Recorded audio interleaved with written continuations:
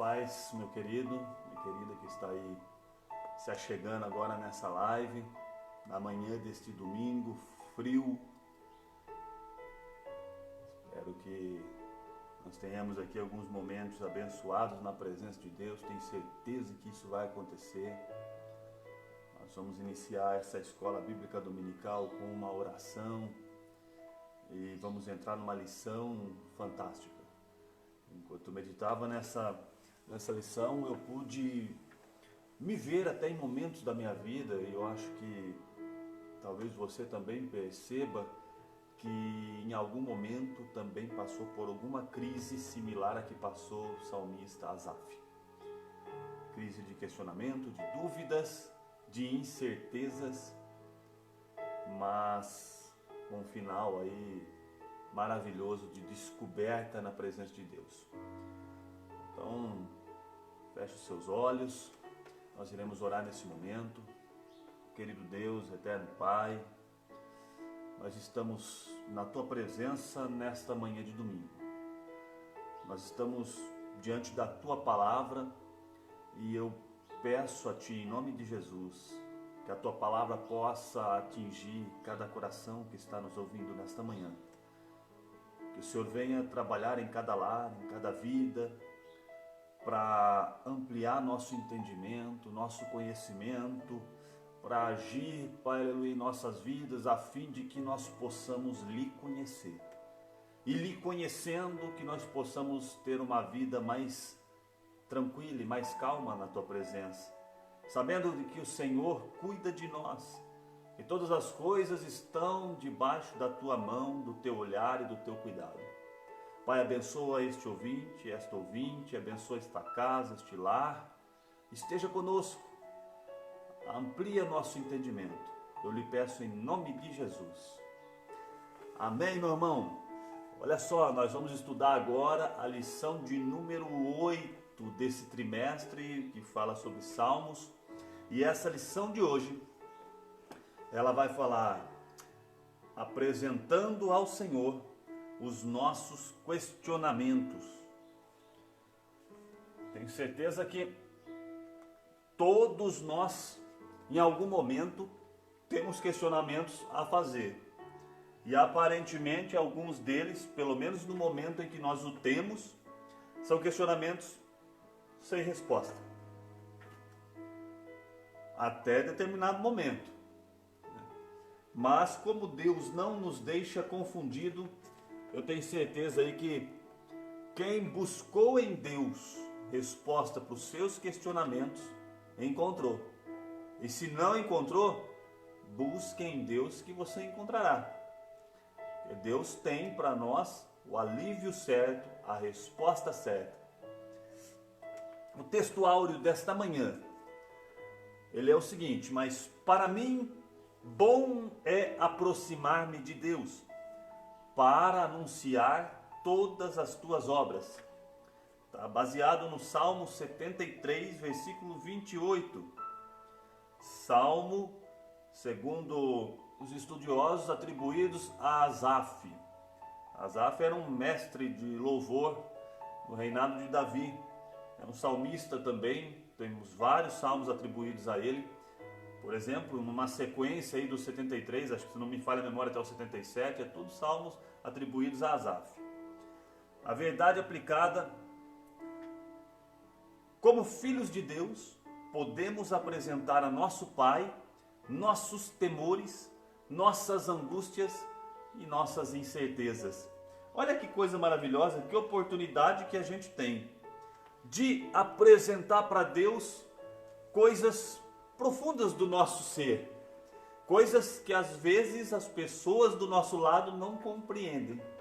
Mas nós temos aí, graças a Jesus que morreu na cruz por nós e reconstruiu, um novo caminho de acesso ao Pai através do seu sangue. Então agora nós temos acesso ao trono de Deus. E por esse acesso, um Deus que criou o universo é capaz, e muito capaz, de desvendar e de tirar de nós as pequenas dúvidas que nós temos a respeito da existência.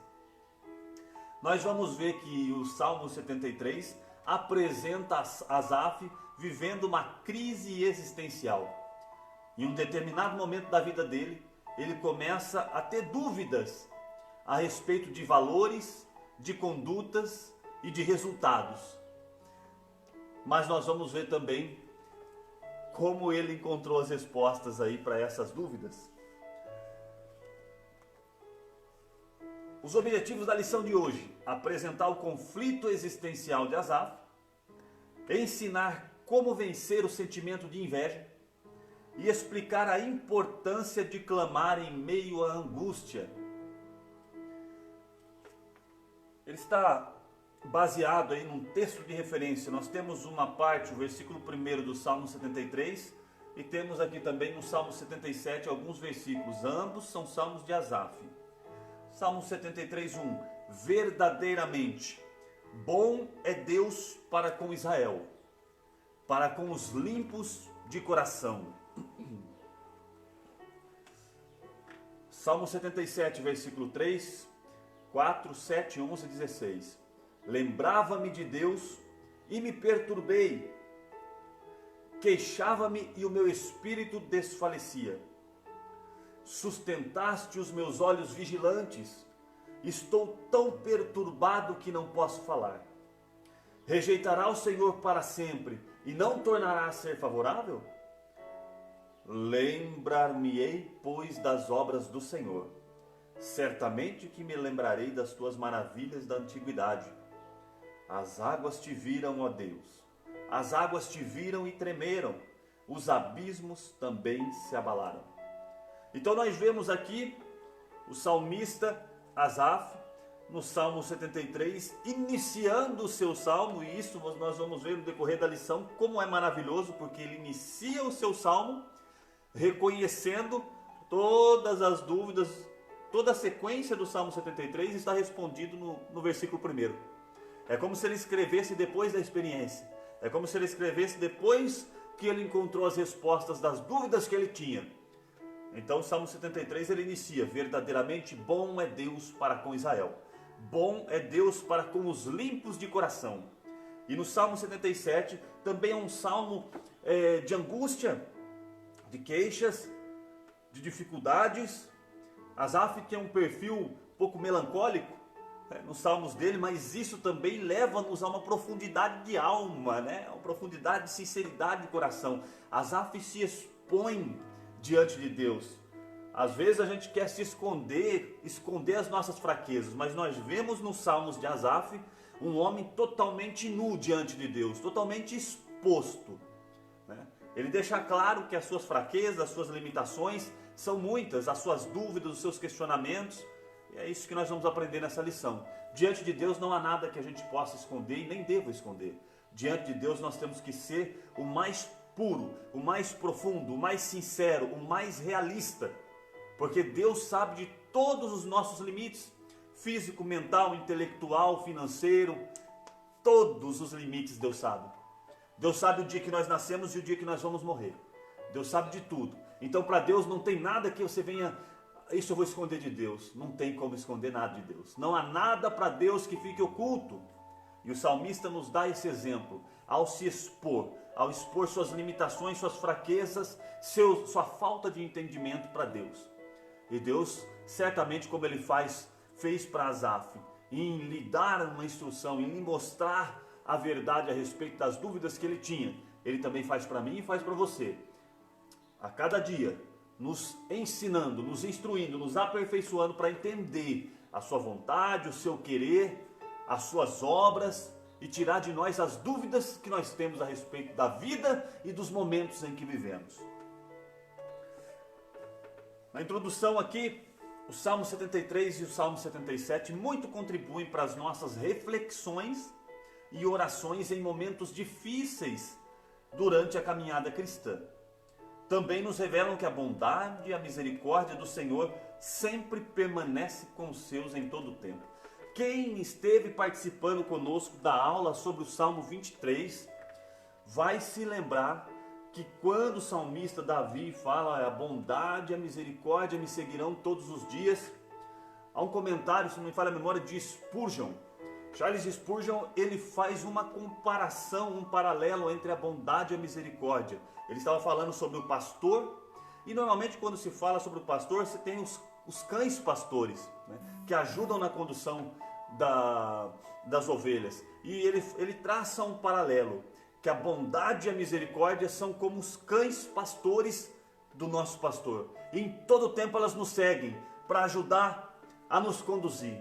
Então a bondade e a misericórdia do Senhor, elas permanecem conosco em todo o tempo. Mas meu querido, eu estou sofrendo demais, aonde está a bondade de Deus? A bondade de Deus está aí no teu sofrimento. A bondade de Deus está no momento difícil que você está passando. É que você está olhando para o momento difícil que você está passando, você não está olhando para Deus. A partir do momento que você olhar para Deus, você vai enxergar a bondade dele. Asaf estava focado no problema. Na hora que ele olha para Deus, ele entende que o problema não tinha nada daquilo que ele pensava. Quando você olha para Deus, irmãos, você sai da esfera física, material, humana, passageira, temporária, efêmera, e você vai para uma esfera espiritual ampla, eterna, e aí você vê que as coisas que causam sofrimento nessa vida, as coisas pequenas, passageiras, não têm relevância nenhuma quando comparada com as coisas espirituais, celestiais, eternas, imateriais.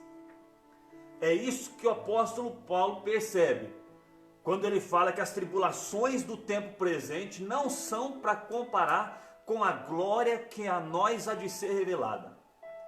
Então essa visão, essa leitura de que as coisas deste tempo presente, de que os sofrimentos, de que essas aflições, de que essas angústias, de que essas crises não significam nada diante do que Deus, bondoso, amoroso, cuidadoso, benigno, longânimo, grande, poderoso, preparou para nós. A hora que a gente percebe isso, a gente vence os obstáculos, a gente vence as dificuldades, a gente vence as enfermidades, a gente vence as dores, a gente vence até a morte.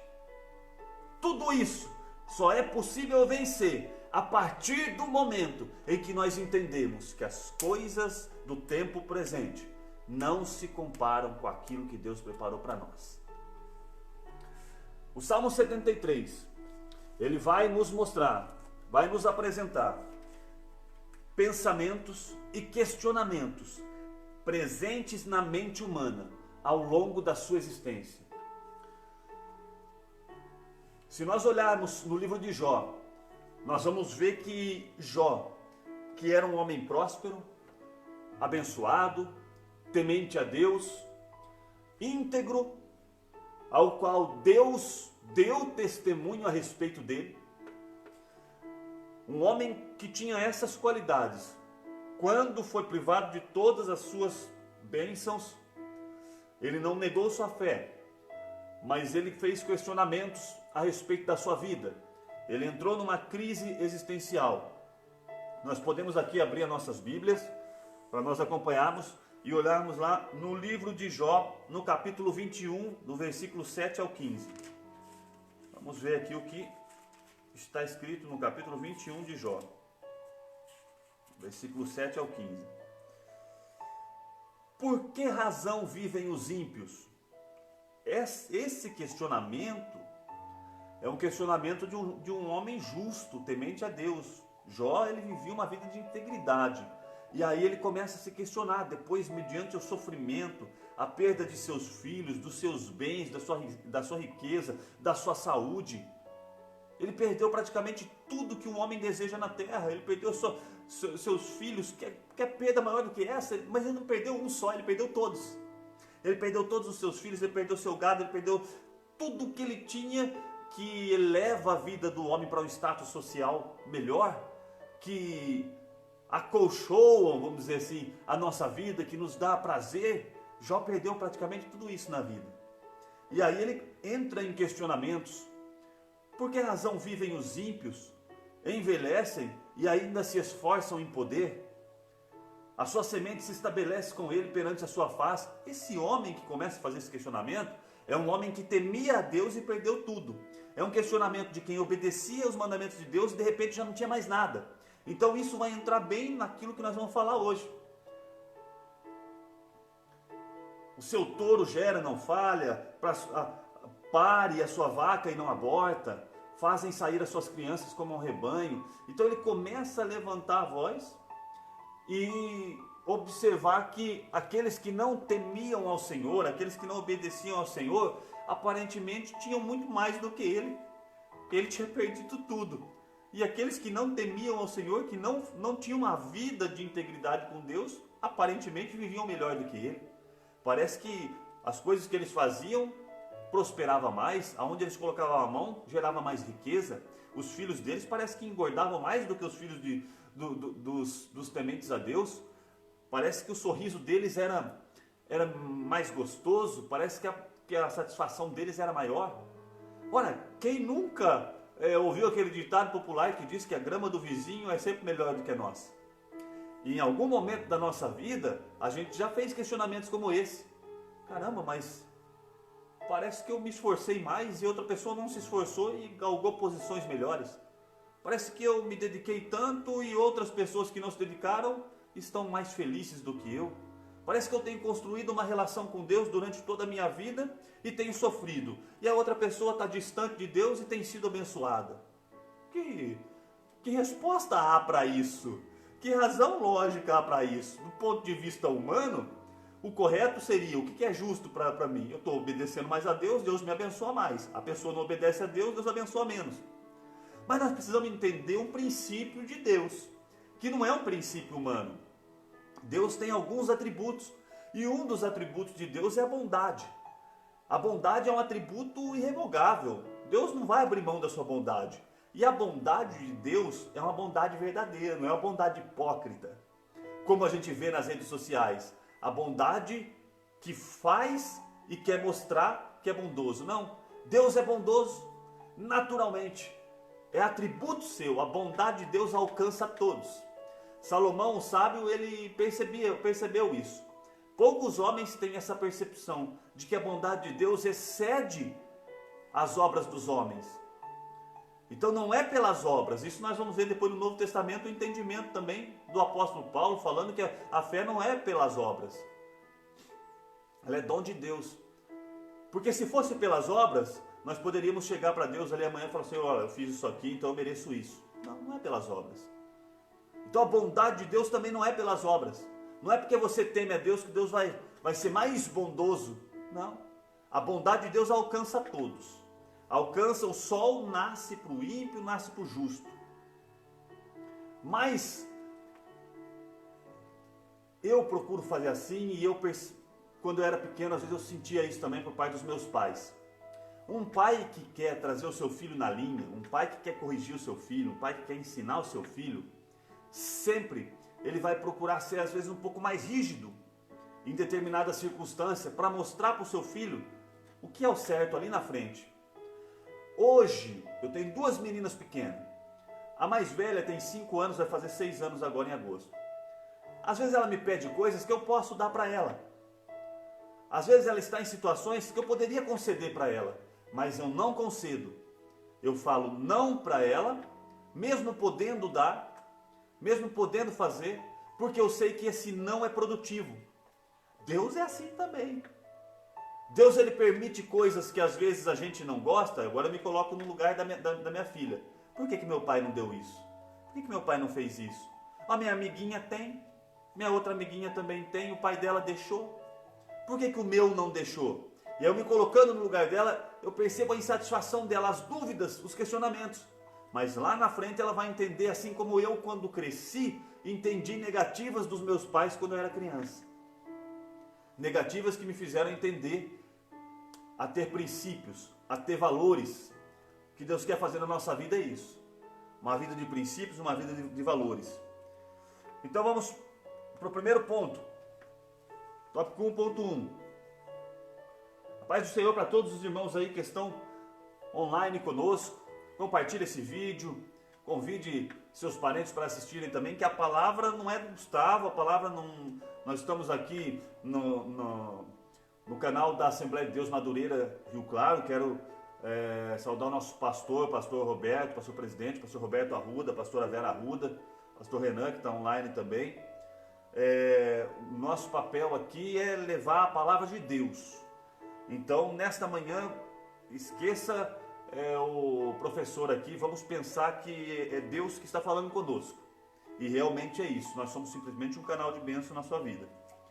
Então, a bondade de Deus, a primeira reflexão realizada pelo salmista consiste na bondade de Deus para com Israel e para com os limpos de coração. Ele inicia o seu salmo falando sobre a bondade de Deus. No Salmo 73 nós vamos ver ele falando: bom é Deus para com Israel e para com os limpos de coração.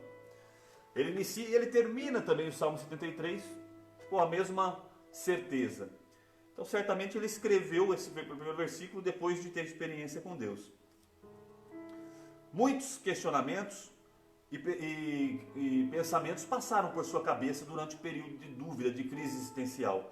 Mas a conclusão é essa: verdadeiramente bom é Deus.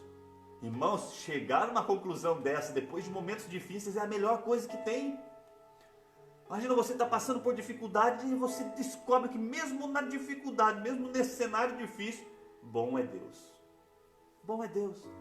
Sabe, ele chegou no momento e falou: vou descansar em Deus. Eu não vou mais ficar preocupado com isso não. Por quê? Porque ele clareou os olhos dele, abriu a mente dele, expandiu o seu entendimento e falou: não, essas coisas que eu estou preocupado não está aqui no foco. Bom é Deus. Verdadeiramente bom é Deus. Isso é um crescimento, uma demonstração de entendimento por parte de Deus. Então a bondade de Deus, essa bondade que Asaf percebeu, como eu já disse, ela é uma bondade que se estende tanto aos homens bons quanto aos homens maus. Olha, irmãos, um dia em que o justo juiz for julgar toda a humanidade, não vai ter desculpa nem para quem foi mal. Dizer: mas o Senhor não me deu nada, mas o Senhor não olhou para mim. Não. A bondade de Deus atingiu os justos, mas atingiu os ímpios também. Então Deus, ele é tão justo, e tão bom, e tão amoroso, que ele oferece o mesmo amor para quem o teme, o mesmo amor para quem o despreza. O amor de Deus está oferecido a todos. Nós erramos sempre, nós perdemos sempre pelas nossas escolhas. As nossas escolhas nos levam para caminhos errados. Por isso, faça as suas escolhas e apresente as suas escolhas para Deus.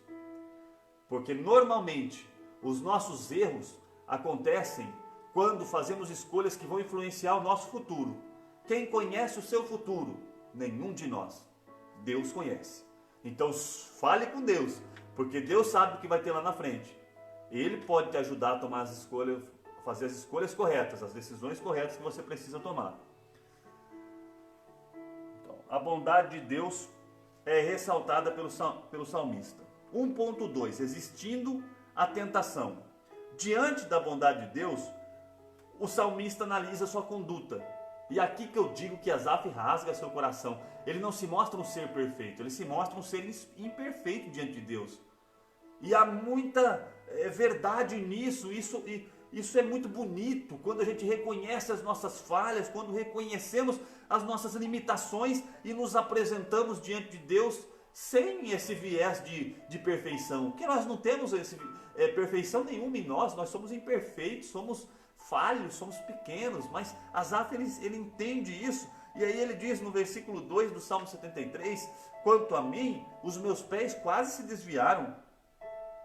A conduta de Asaf, quando ele entrou na crise existencial, foi praticamente abandonar a sua fé. Praticamente, ele falou: não vale a pena. Não vale a pena mais ter uma vida religiosa.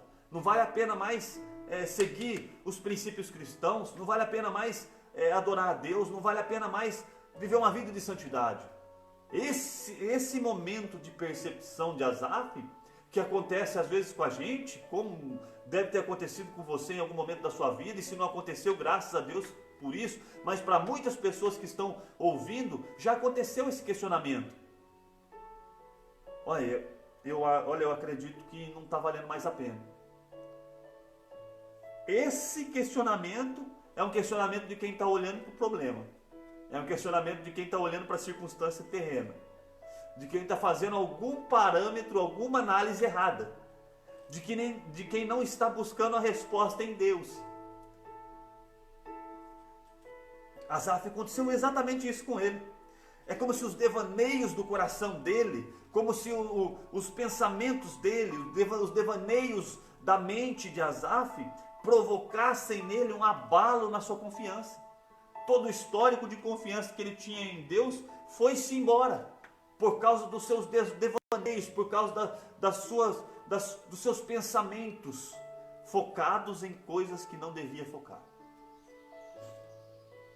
Esses desvaneios, essas propostas que nos são apresentadas todos os dias pelo mundo, pela vida, pelo inimigo das nossas almas, propostas como está bem desenhado no louvor da harpa cristã de número 36, você vai lembrar: passarinhos, belas flores, querem me encantar, são vãos terrestres esplendores.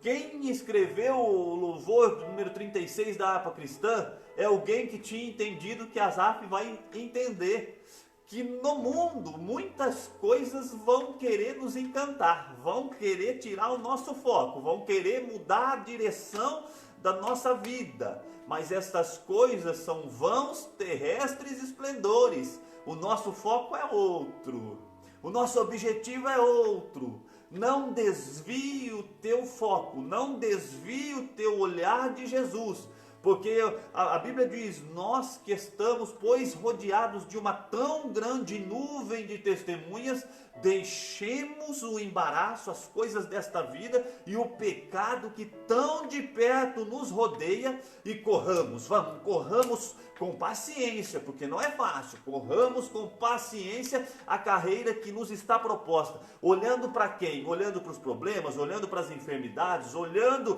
para a prosperidade do ímpio, olhando para as coisas que as pessoas conquistam, não, olhando para Jesus.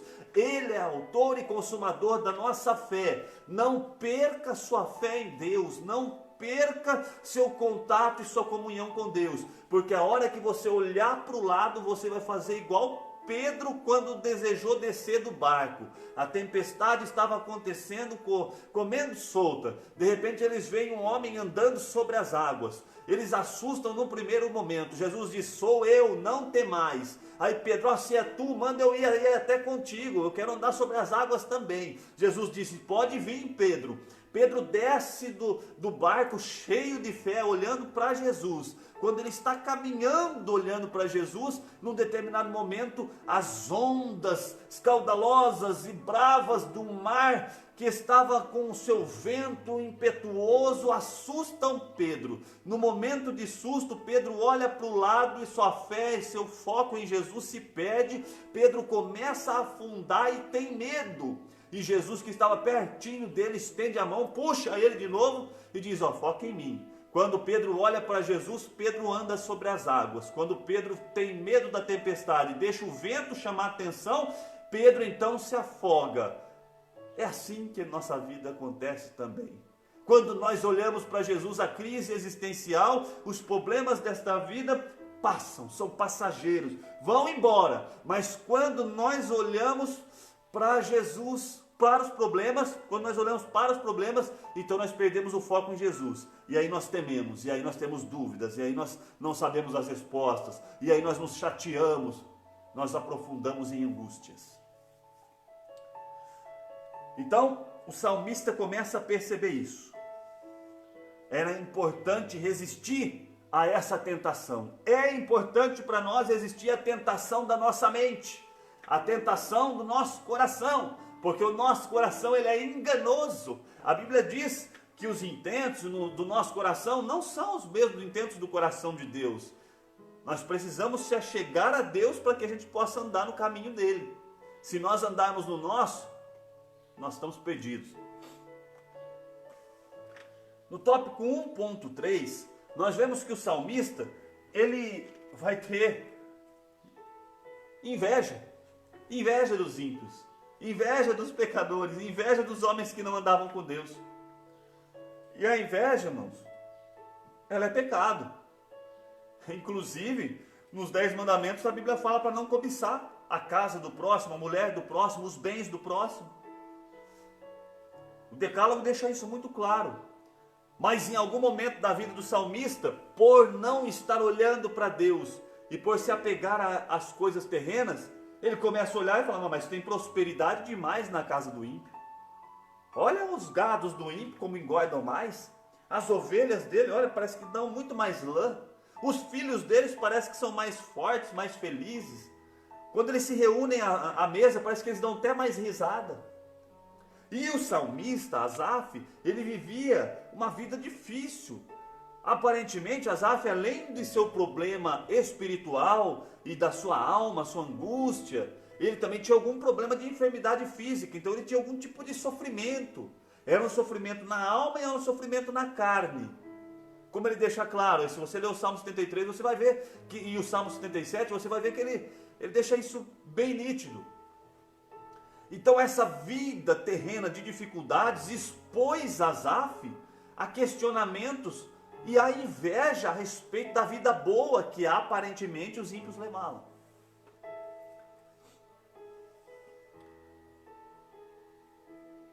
Asaf olha para o fato dos ímpios não sofrerem em sua morte, de eles esboçarem uma aparente alegria, e aí seu coração é tomado de inveja. Esse terrível sentimento está presente no cotidiano da igreja desde a antiguidade. Na igreja de Corinto, havia sérios problemas decorrentes da inveja. A inveja pode levar à prática de várias atrocidades. Então, Asaf se deixou levar por um sentimento de inveja terrível. Por que eles têm mais do que eu? Por que eu não mereço mais do que eles? O questionamento de Asaf fazia sentido do ponto de vista humano. Olha, eu sou mais obediente a Deus, eu estou todo dia aqui no templo oferecendo sacrifício para Deus. Eu estou aqui louvando a Deus, salmodiando todo dia no templo. Levo uma vida pura de santidade, de compromissos com Deus. E sofro todo dia. E aí eu olho para o lado, as pessoas nem adoram a Deus, nem servem a Deus, não estão nem aí com Deus, estão vivendo bem, estão sorrindo, estão prosperando. É um questionamento lógico. Faz sentido, do ponto de vista humano e material. Mas a Bíblia diz que os homens espirituais discernem as coisas espirituais. Os homens carnais entendem das coisas carnais. Asaf estava vivendo um momento na carne. Asaf estava no templo, mas a sua vida estava na carne. Asaf estava dentro do templo, sempre salmodiando, mas nesse momento da vida dele, apesar do seu corpo estar no templo, a sua mente, seu coração estava na terra. É o foco, irmãos. Quantas vezes você vai até o templo, mas sua cabeça está em outro lugar, seus pensamentos estão em outro lugar. Ei, você e eu, nós precisamos estar assim, com Deus, com Deus. Porque senão nós vamos ser levados pela inveja a olhar as coisas nesse mundo. Nós vamos ser levados para maus caminhos e maus pensamentos, porque enganoso é o coração do homem. Não deixe o seu foco. Olha para Jesus. Não olhe para as coisas desta vida, porque elas vão te ludibriar, elas vão te enganar. São vãos terrestres esplendores, mas longe estou do meu lar.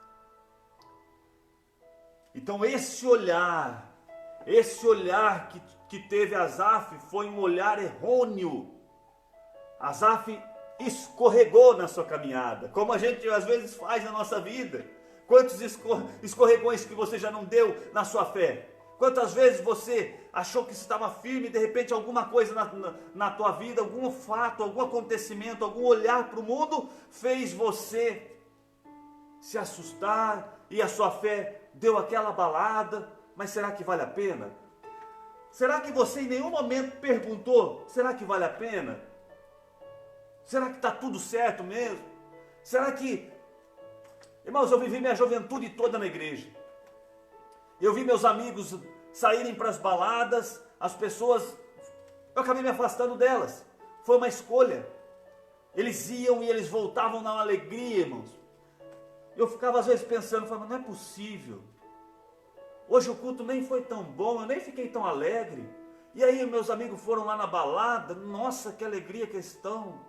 Ficava 2 dias falando que a balada tinha sido top, e era isso, era aquilo. E às vezes eu ficava pensando, falando, nossa, o culto foi tão xoxo hoje. E na verdade, irmãos, eu que não tinha oferecido um bom culto a Deus, porque quando a gente oferece um culto a Deus racional, íntegro, verdadeiro, puro, o prazer de estar na presença de Deus é tremendo. Mas naquele momento eu olhava para as pessoas, eu não estava olhando para Deus, eu olhava e falava, estou achando que vale até a pena eu experimentar isso daí. Eles bebiam, eu nunca bebi, irmão. E aí mas será que não vale a pena? Parece que eles ficam tão contentes, parece que eles se desprendem, ficam alegres. Será que não vale a pena? E aí foi passando o tempo, e aí depois vem os pensamentos do passado. Será que não teria valido a pena eu ter aproveitado aquilo ali? Jesus não veio ainda, olha, dava tempo de eu ter pecado lá atrás. Muitos jovens já fizeram esse questionamento. Olha, puxa vida, se eu tivesse pecado ali atrás, já tinha dado tempo de eu pedir perdão. Jesus não voltou, eu teria pecado, teria pedido perdão. Para com isso, irmão. Para com isso. Um dia na casa de Deus, um dia na presença de Deus vale mais do que 1000 anos fora dela. Um dia na presença de Deus é mais importante do que 1000 anos fora da presença de Deus.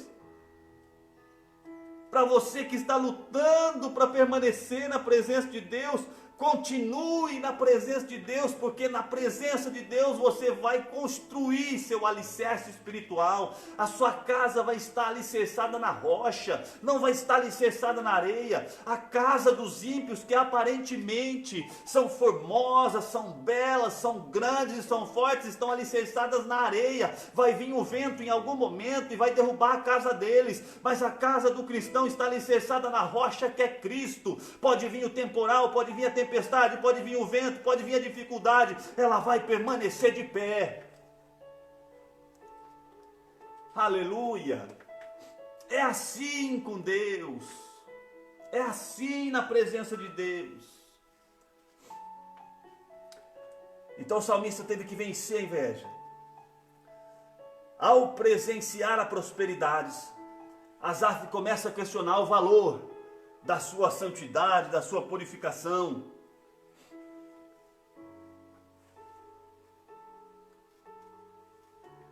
Tem muita gente, muitos de nós, talvez em algum momento eu já fiz isso, querer usar a sua santidade, a sua santificação, a sua comunhão com Deus como moeda de troca. Senhor, olha aí o que eu já fiz para o Senhor.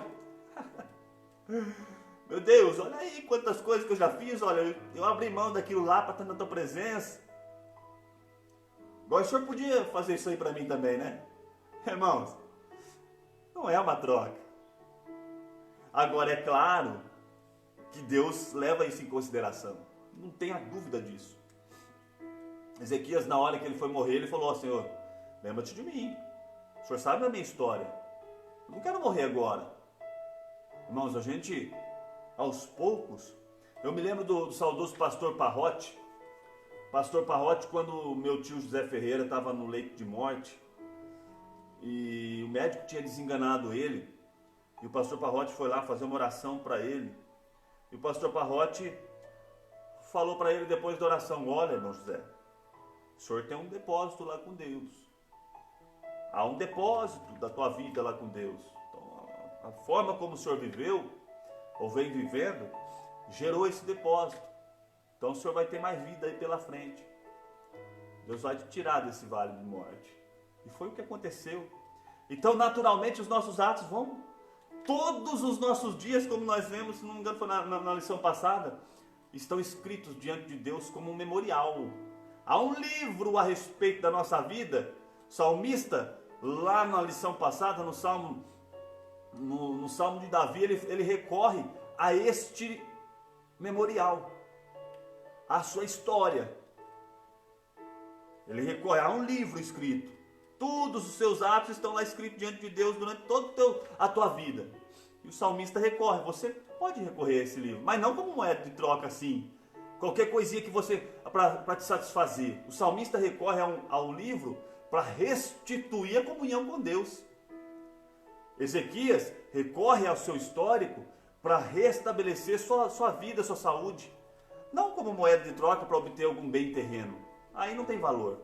Mas que existe um memorial diante de Deus, existe. O que Asaf fez? Aqui começa a mudança em Asaf. Asaf entrou no santuário. Mas irmãos, todo dia ele estava lá. Todo dia Asaf estava lá salmodiando. Por que agora ele foi diferente? Por que agora ele entra no santuário e ocorre uma mudança de postura nele?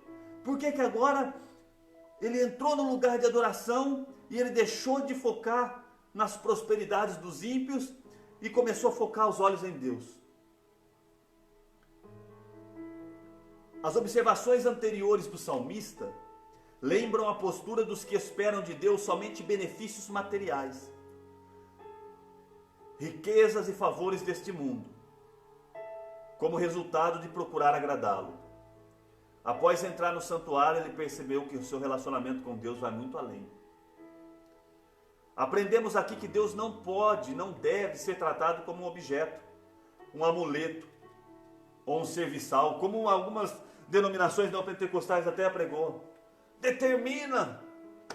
Irmãos, o determinismo não faz parte da Bíblia. Você não tem esse poder na sua palavra para determinar que Deus faça alguma coisa. Quem tem poder na palavra é Deus. Foi Deus que falou: haja o céu, houve o céu, haja terra, haja luz e houve luz. Quem tem poder na palavra é Deus. Essa coisa de colocar Deus na parede, mas Deus tem que fazer isso. Não, Deus não tem que fazer nada, irmãos. Deus tem que fazer a vontade dele. Parafraseando Hernandes Dias Lopes, ele disse assim, numa das suas mensagens: tem muita gente hoje que, ao invés de querer que a vontade de Deus seja feita na terra, quer que a vontade dele seja feita nos céus. Não é assim que funciona. Não é a sua vontade que vai ser feita. Olha, você não entregou sua vida para Deus, então quem está governando e dominando é Deus. Ele que tem poder para agir com a vontade dele. Aí está o segredo de quem quiser seguir a Jesus: negue-se a si mesmo, tome sua cruz e siga. Esse segredo nós temos que ter na nossa vida. Essa verdade eu entreguei minha vida a Deus. Quem guia a sua vida? Deus. A vontade de quem que é feita? De Deus. Muitos cristãos verdadeiros, no momento de perda de um ente querido, compreenderam e foram consolados por Deus a entender que a vontade de Deus é soberana. Deus quis assim. E quem entende, quem tem essa fé e chega nesse nível de intimidade com Deus, percebe que todas as coisas contribuem para o bem daqueles que amam a Deus. Não há mal nenhum causado por Deus. Deus prepara-nos e nessa vida nós estamos para ser preparados. O apóstolo Paulo reconhece isso perfeitamente, que nós estamos numa caminhada até atingirmos a estatura de varão perfeito. Deus todo o tempo ele proporciona ou ele permite que dificuldades aconteçam em nossas vidas para nos moldar para algo que ele tem preparado para nós. E naturalmente, algumas pessoas são lançadas de determinadas posições da plataforma da vida. Algumas pessoas possuem alguns dotes a mais do que outras, e elas têm que ser trabalhadas de forma diferente. Cada um é um indivíduo único. Você é único, ninguém é igual a você. Então Deus vai trabalhar na tua vida de uma maneira única. A pessoa que está do teu lado não vai ter a receita do bolo para dar para você e dizer assim: não, Deus tem que fazer assim na sua vida, você tem que fazer essa escolha. Não. Por quê? Porque você é um indivíduo único. Deus é o único que conhece todas as tuas limitações, todas as tuas características, as tuas qualidades, os teus defeitos, e é o único que sabe o teu futuro, é o único que pode guiar a sua vida. Não são os conselhos dos teus amigos, não são os conselhos das pessoas que você gosta. Não. Quem vai guiar a sua vida é Deus. Não existe receita pronta que alguém possa dar para você. A única receita que nós temos é direcionamento, é bússola, é lâmpada para os pés e é luz para caminho. Essa receita aqui é a palavra de Deus. ela vai conduzir-nos por trilhos certos. Mas aqui, as pedras que você vai encontrar no seu caminho, os espinhos, as feridas, os vendavais, as dificuldades, as angústias, os tempos sombrios, os tempos de frio, as noites que você vai ter que enfrentar na sua vida, somente Deus vai te dar um entendimento sobre isso. E como uma criança que está aprendendo e sendo ensinada pelo seu pai, talvez no momento que você está passando você não tenha compreensão exata, mas faça como a palavra de Deus diz.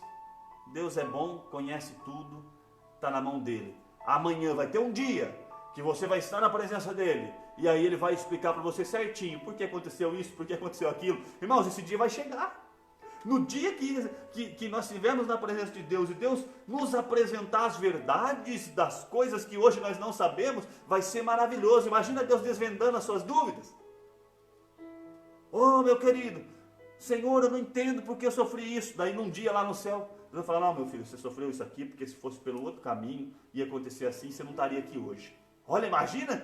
Oh, Jesus, obrigado por aquele sofrimento.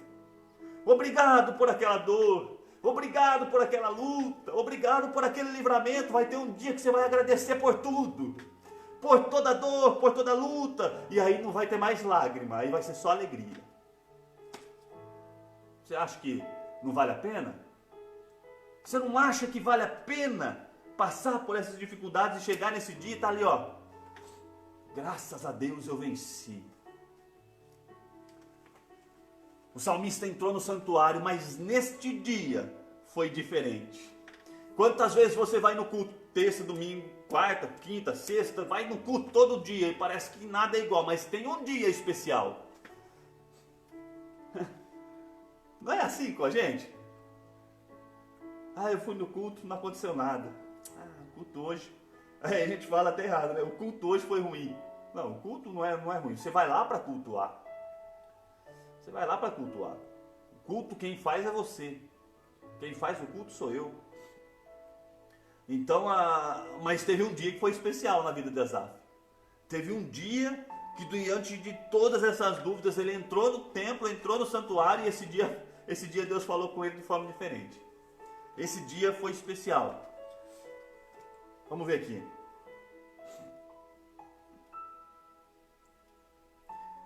Quando pensava em compreender isso, versículo 16 e 17, fiquei sobremodo perturbado, até que entrei no santuário de Deus e entendi o fim deles. Olha que coisa maravilhosa, irmãos. Entra no santuário de Deus, entra na presença de Deus. Ah, minha dificuldade é muita, minha dor é tanta, meus problemas são tantos. Entra na presença de Deus, porque é na presença de Deus que você vai desvendar as tuas dúvidas. Deus vai revelar os seus mistérios. A nossa vida de relacionamento com Deus, irmãos, é uma vida mística, de relacionamentos espirituais. O homem carnal não discerne isso, porque isso é espiritual. Mas nós que temos o Deus vivo em nosso coração e sabemos que nós podemos nos comunicar com Ele, vivemos experiências, e essas experiências têm que ser lembradas por nós.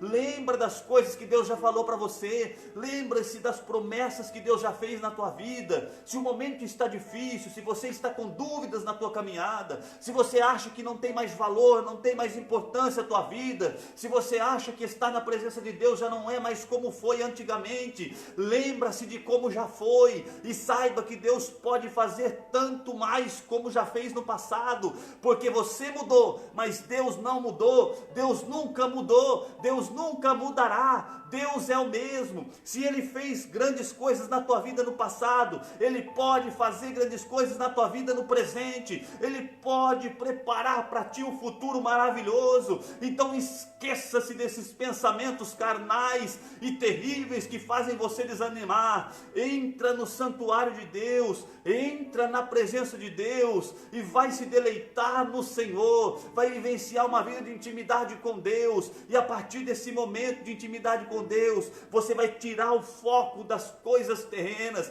você vai tirar o foco dos problemas, e você vai começar a olhar para Jesus, que é autor e consumador da sua fé, e olhando para Jesus você vai ter paz, porque Ele é a verdadeira paz. Olhando para Jesus você vai encontrar caminho, porque Ele é caminho. Olhando para Jesus você vai reencontrar a vida, porque Ele é a vida. Aleluia!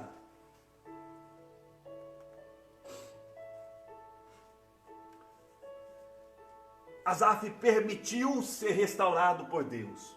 Ao entrar no santuário, ele reconheceu que precisava de um conserto com o Senhor. Era necessário se consertar, era necessário mudar a sua situação. E Asaf, nesse momento, ele reconhece e fala: não, tem coisa errada comigo. Não tem nada errado com Deus, não tem nada errado com o mundo, não tem nada errado com os ímpios. Deixa eles prosperar lá, deixa eles ser abençoados lá, deixa eu olhar aqui para a minha vida com Deus. A crise de fé que Asaf passava era uma crise muito forte. Chegou a ponto de questionar se valia a pena manter uma vida cristã de santidade. Será que vale a pena eu continuar buscando a Deus? Será que vale a pena eu continuar santificando minha vida? As lutas, as provações que passamos às vezes nos levam a essa descrença, a essa desesperança. Vários homens de Deus precisaram passar pelo caminho da restauração. Estudamos na lição passada o Salmo 51, o Salmo de Davi. É um exemplo de quem precisou ser restaurado. Às vezes eu preciso ser restaurado na minha caminhada cristã. Você precisa ser restaurado na sua caminhada cristã. Abacuque clamou quando ele via que o povo parece que não... Aviva, Senhor, a tua obra no meio dos anos, e no meio dos anos a notifica. Abacuque estava no momento: Senhor, até quando nós clamaremos, o Senhor não vai ouvir? Até quando nós pediremos misericórdia e não teremos resposta? Sabe quando há momentos na nossa vida, você já deve ter passado por isso, momentos em que o céu parece estar de bronze?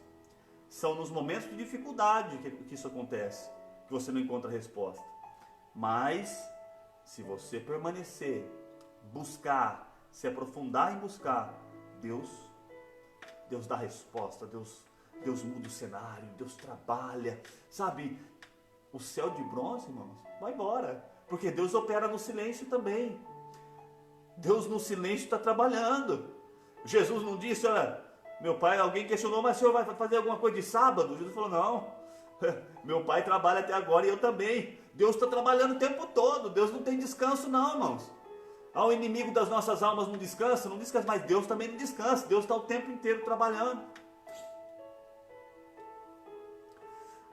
Então ele descobre, fala: não, eu que estou errado. Não tem nada errado com o mundo, eu que estou errado.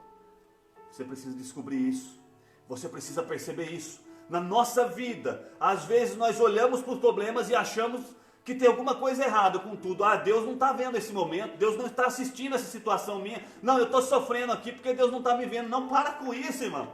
Deus está te vendo em todo o tempo. Deus está cuidando de você em todo o tempo. Você está focando no lugar errado. Foque em Jesus. Olha para Deus, Ele tem resposta para você. Você está buscando resposta nas coisas efêmeras dessa vida. Vai buscar resposta em Deus. Vai buscar saída em Deus. É lá que você vai encontrar escape para o teu problema, para a sua situação e para a sua vida.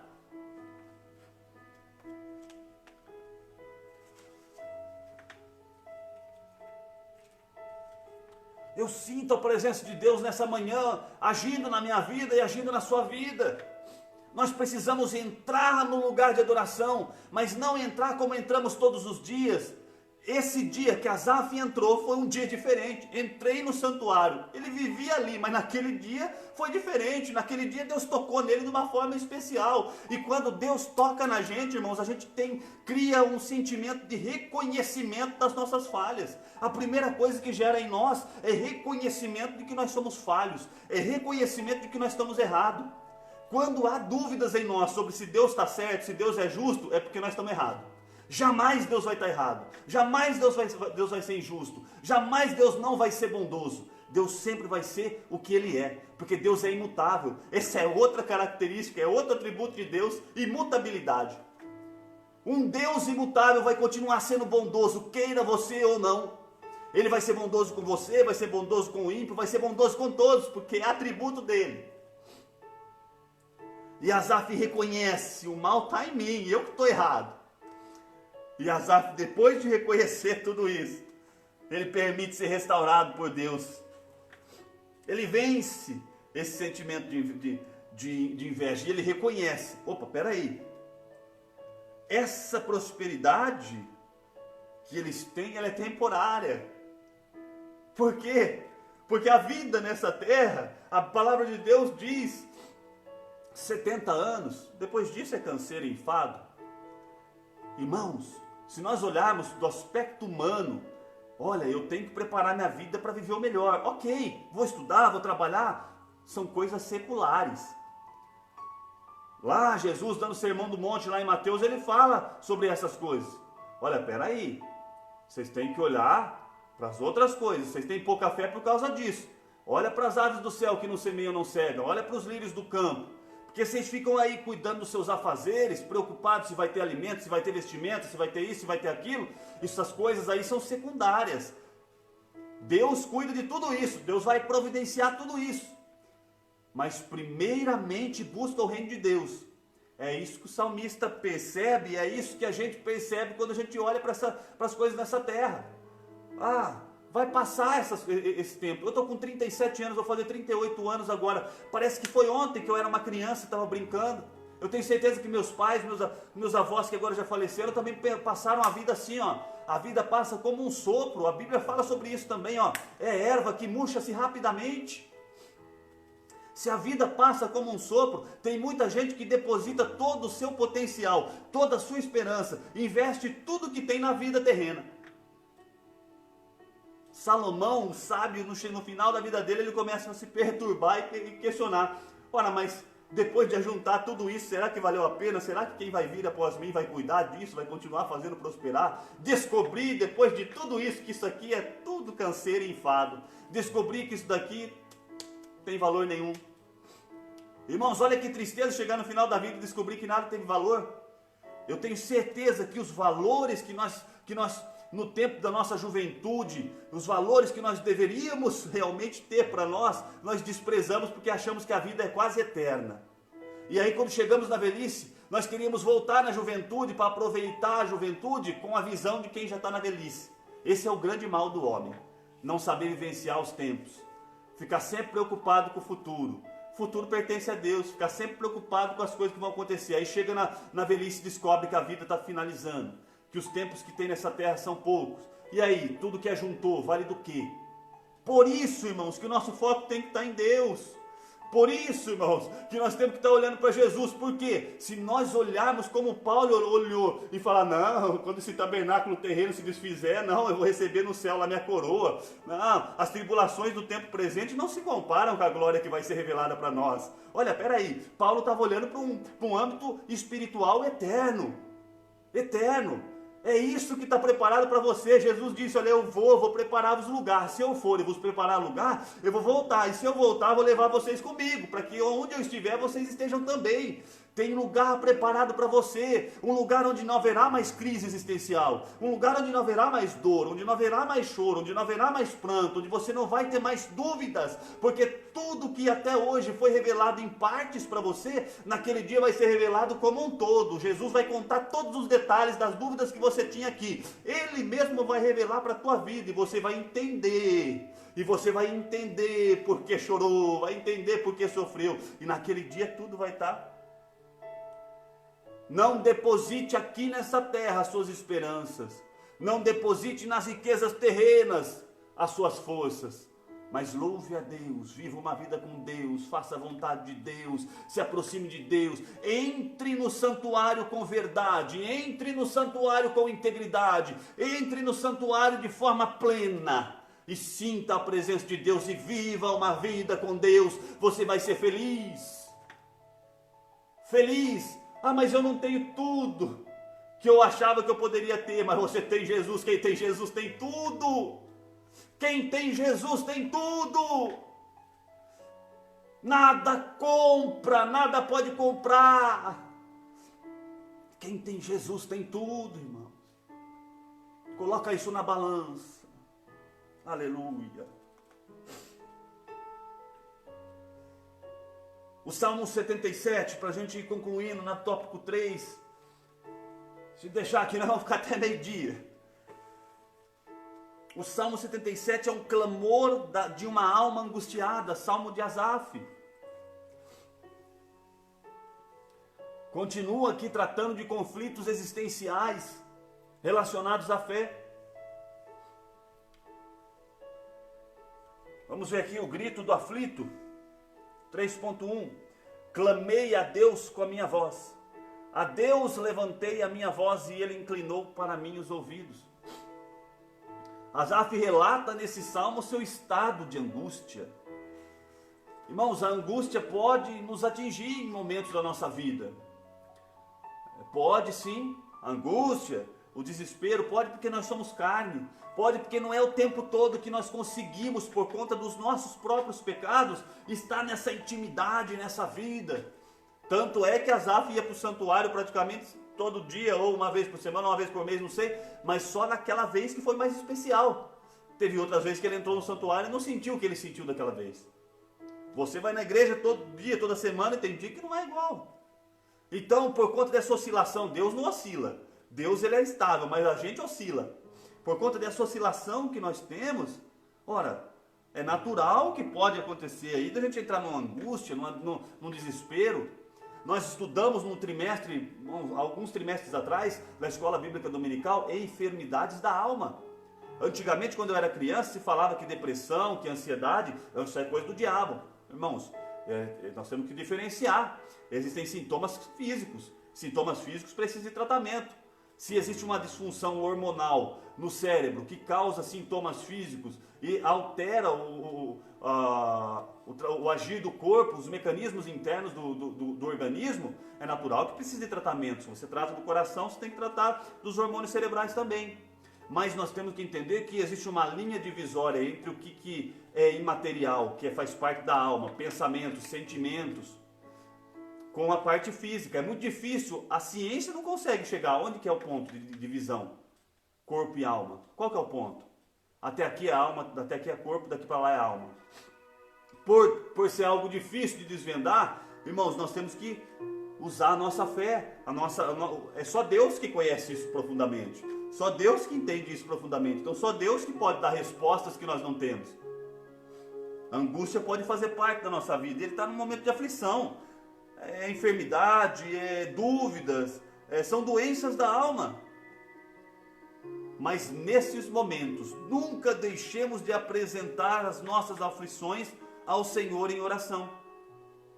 Charles Spurgeon, sobre isso, ele diz: Asaf não recorreu aos homens, mas ele recorreu ao Senhor. É aquilo que nós falamos antes. Asaf recorreu a Deus.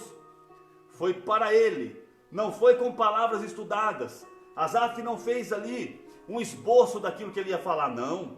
Asaf não usou palavras formais, mas ele fez um clamor a Deus. Foi um grito de socorro. Uma expressão natural, uma expressão genuína, sincera, de dor. Ele usou a sua voz. Ainda que a expressão vocal, olha que coisa linda aqui, Spurgeon, que profundo. Ainda que a expressão vocal não seja necessária para uma vida de oração, prestou atenção nisso? Você já sentou num culto de oração do lado de alguém que só gemia? E chorava baixinho? Você acha que esse choro baixinho, em gemido, sem palavras, você acha que esse choro não é ouvido? A Bíblia fala que o Espírito Santo, ele intercede com gemidos inexprimíveis. Ele interpreta esse sentimento que você tem no momento da angústia. E ele pega essa oração que do ponto de vista humano ela não traz palavras, expressões, vocábulos humanos e naturais, mas ela traz gemidos, traz dores da alma. E o Espírito Santo pega essas palavras, essas lágrimas, interpreta As lágrimas que você derrama quando não há gemido e não há palavras, elas também, como nós vimos lá no Salmo 51, o salmista recorrendo ao lacrimatário divino. Nós estudamos na lição passada sobre o lacrimatário, que é o potinho em que na antiguidade, vários povos na antiguidade, gregos, romanos, entre outros povos, guardavam as lágrimas que eles choravam sobre a morte dos seus entes queridos num potinho chamado lacrimatário, e esse potinho eles depositavam ele junto ao túmulo do seu ente querido, como se fosse um memorial de que as lágrimas que eles choraram por aquela pessoa que eles amavam. Existe no céu, como está lá em Malaquias 3,16, um livro, um memorial que Deus escreve todos os nossos dias. Existe um lacrimatário divino, onde estão guardadas as nossas lágrimas, onde estão guardados os seus choros. Então, mesmo quando você chora, que não tem palavras para expressar a angústia da tua alma, o Espírito Santo pega aquelas lágrimas suas e põe lá no lacrimatário divino. Está lá, tem um memorial. Um dia lá no céu Deus vai falar: ó, aqui foi o dia que você chorou por causa disso, aqui foi o dia que você chorou por causa disso. E aí você vai estar lá no céu, já vai ter sido abençoado, vai falar: agora não perco mais minha salvação, valeu a pena essa lágrima. Eu achava que Deus não estava me ouvindo, eu achava que Deus não estava me assistindo, e Deus estava lá te ouvindo, Deus estava lá te assistindo, Deus estava lá cuidando de você.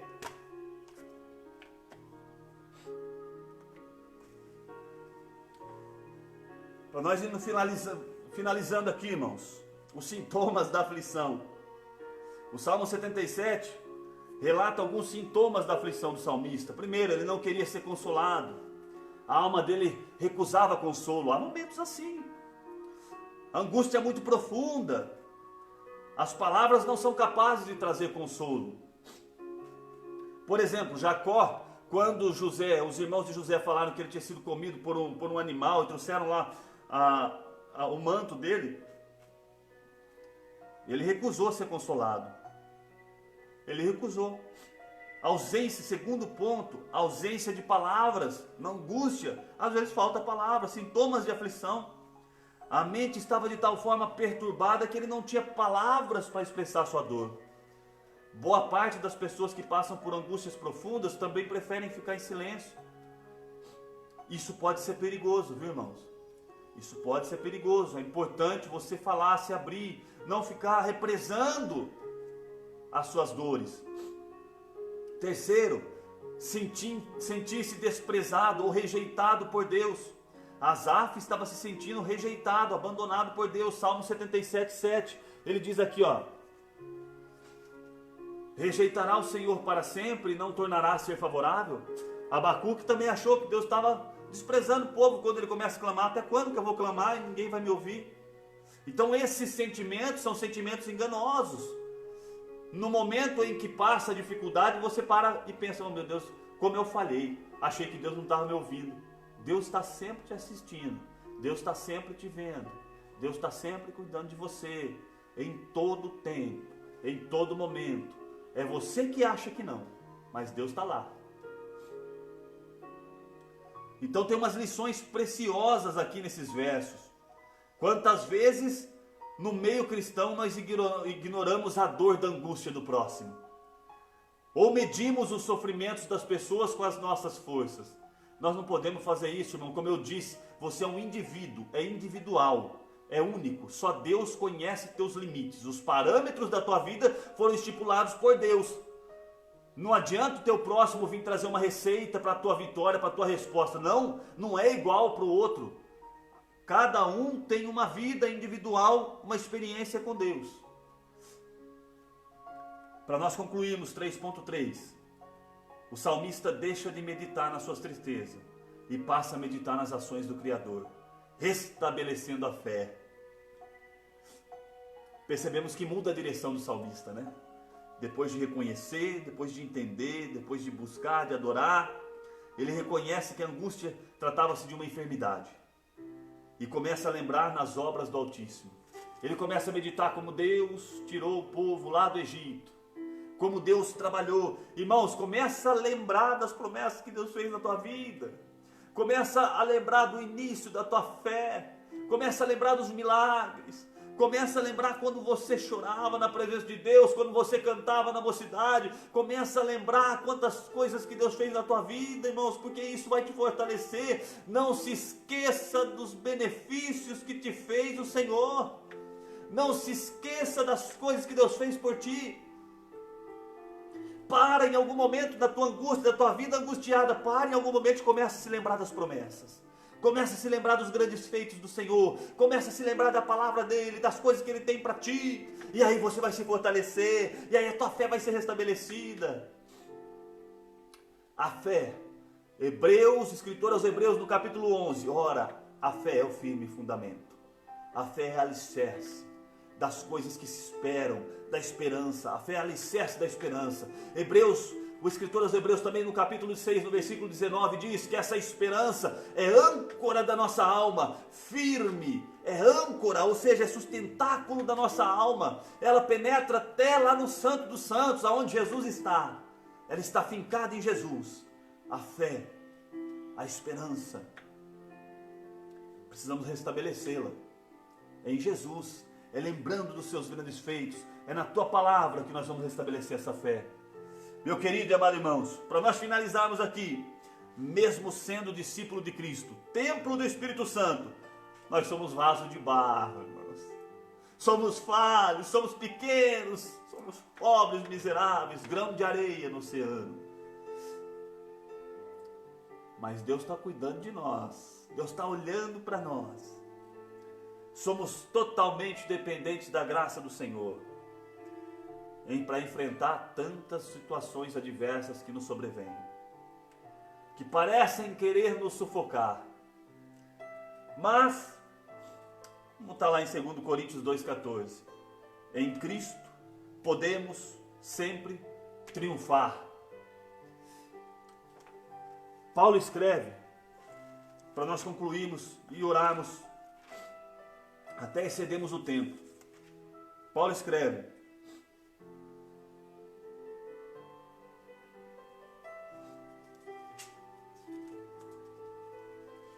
localizar.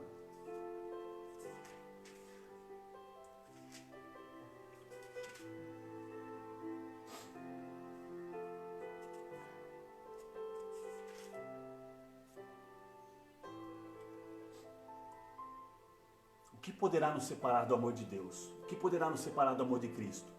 Seria a tribulação, seria a angústia, seria a nudez, seria a fome, seria a espada, seria o perigo?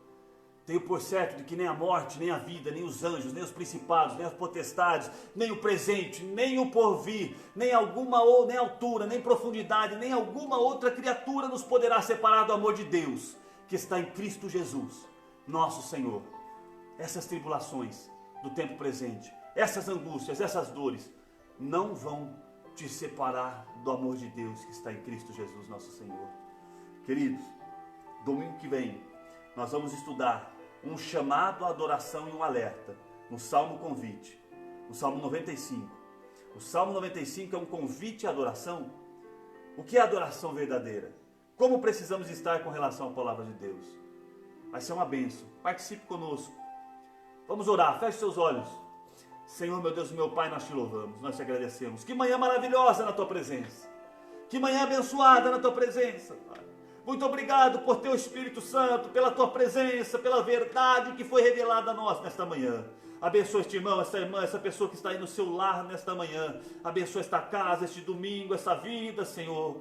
Trabalhe em cada coração, retirando a angústia, se apresentando como Deus que consola, que conforta. Um Deus poderoso, Pai. Se revele a cada um de nós, de maneira extraordinária. Nós te pedimos em nome de Jesus e te agradecemos. Ô meu irmão, feche os teus olhos, curva a sua cabeça, estenda as suas mãos.